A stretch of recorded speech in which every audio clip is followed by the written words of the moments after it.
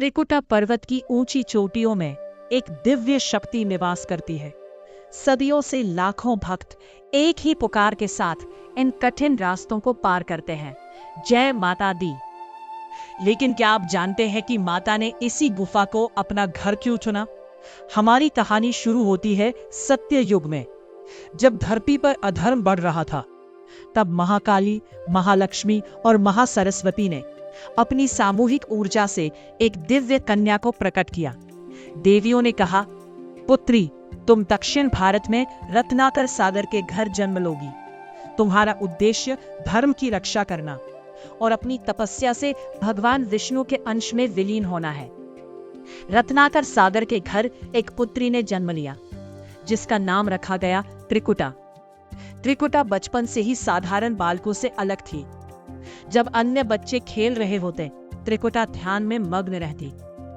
जब वे युवती हुई तो उन्होंने समुद्र तट पर कठिन तपस्या शुरू की।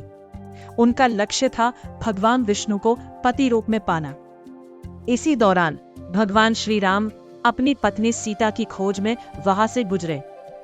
त्रिकुटा ने उन्हें पहचान लिया और उनसे विवाह का प्रस्ताव। भगवान राम ने कहा, इस अवतार में मैं केवल अपनी पत्नी सीता के प्रति वचनबद्ध हूँ, लेकिन मैं तुम्हें वचन देता हूँ कि कलयुग में जब मैं कल की अवतार लूंगा, तब मैं तुमसे विवाह करूंगा।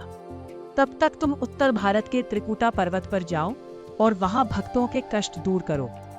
समय बीतता गया। माता त्रिकुटा पर्वत पर एक आश्रम में रहने लगी। उनकी महिमा चारों ओर फैल गई। लेकिन वहां एक अहंकारी तांत्रिक था, भैरवनाथ।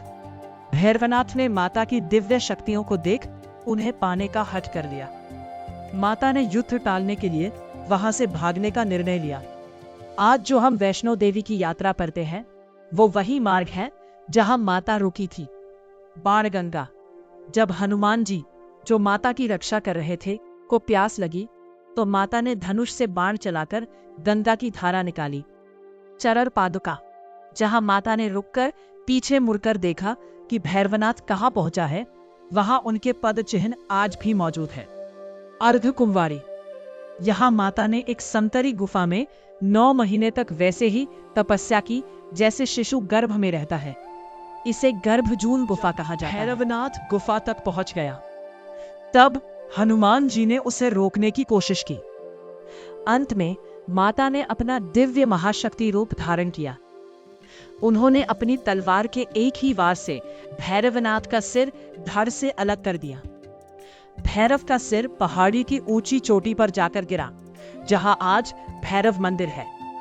मरते समय भैरव को अपनी गलती का एहसास हुआ और उसने क्षमा मांगी।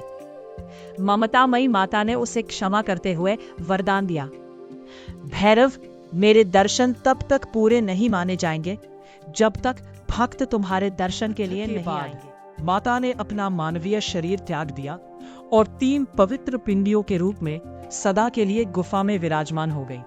महाकाली, तामस गुण, जो विनाश और समय की शक्ति है, दाहिनी ओर।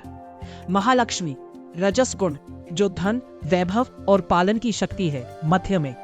महासरस्वती, सत्व गुण, जो ज्ञान और कला की शक्ति है, बाईं ओर।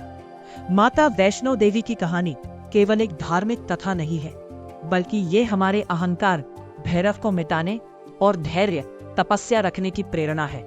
आज भी जो सच्चे मन से त्रिकुटा की चढ़ाई करता है, उसकी झोली कभी खाली नहीं रहती।